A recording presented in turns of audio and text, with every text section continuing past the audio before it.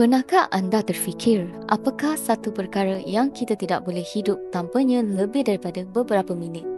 Oksigen. Ia ada di sekeliling kita. Kita menyedutnya tanpa kita sedari. Tetapi tanpanya, tubuh kita akan lumpuh. Setiap kali anda menarik nafas, oksigen bergerak melalui paru-paru anda, masuk ke dalam darah dan dihantar ke setiap sel dalam badan anda. Otak anda perlukan oksigen, jantung anda perlukan oksigen, malah otot anda perlukan oksigen untuk bergerak. Apabila anda bernafas, oksigen masuk ke kantung kecil dalam paru-paru yang dipanggil alveoli. Di sekeliling kantung ini terdapat salur darah kecil. Di sinilah pertukaran gas berlaku. Oksigen masuk ke dalam darah, pada masa yang sama karbon dioksida gas buangan bergerak keluar. Kemudian anda menghembus karbon dioksida itu. Tetapi oksigen, ia tidak kekal di dalam paru-paru anda. Jantung anda mengepam darah yang kaya dengan oksigen ke otak, organ, otot dan setiap bahagian badan anda. Setiap sel menggunakannya untuk menghasilkan tenaga dan terus hidup. Tanpa oksigen, badan anda tidak boleh berfungsi. Sekarang, bayangkan apa yang akan berlaku kepada kita tanpa oksigen. Dalam beberapa saat, otak anda mula panik.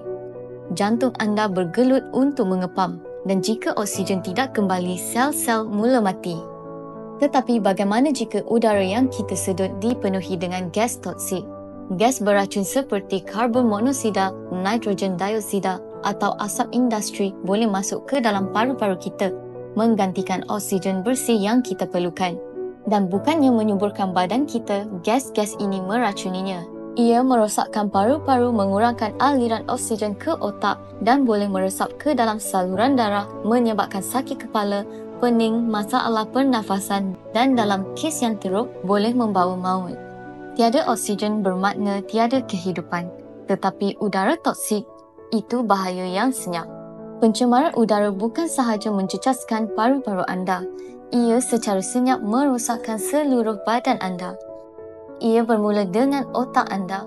Apabila kurang oksigen sampai ke otak, risiko stroke, demensia, kehilangan ingatan dan juga kemurungan meningkat.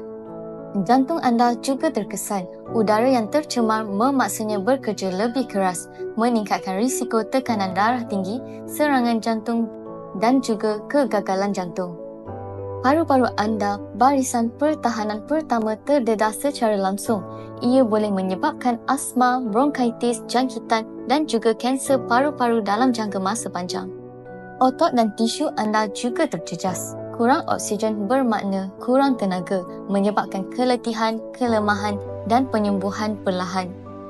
Sistem imun anda menjadi lemah. Ia menjadi lebih sukar untuk melawan jangkitan dan luka lambat sembuh. Anda akan jatuh sakit lebih kerap. Bagi kanak-kanak, kesannya lebih serius. Udara yang tercemar boleh menjejaskan perkembangan otak, kebolehan belajar dan pertumbuhan paru-paru. Malah, kesihatan reproduktif anda juga tidak selamat. Pendedahan kepada udara toksik boleh menyebabkan masalah kesuburan, komplikasi kehamilan dan bayi lahir dengan berat badan rendah. Hati dan buah pinggang anda juga berisiko. Pencemaran udara boleh membawa kepada penyakit buah pinggang, keradangan hati dan hati berlemak. Pendek kata, pencemaran udara bukan sahaja membahayakan pernafasan anda, ia membahayakan seluruh tubuh badan anda. Itulah sebabnya udara bersih sangat penting. Udara yang tercemar menyukarkan paru-paru kita untuk mendapatkan oksigen diperlukan. Jadi, lain kali anda menarik nafas, ingat apa yang nafas itu sedang lakukan untuk anda. Oksigen memberi kehidupan. Ia memberi anda tenaga. Ia membuatkan anda terus hidup. Lindungi udara yang anda hirup kerana tubuh badan anda sangat memerlukannya.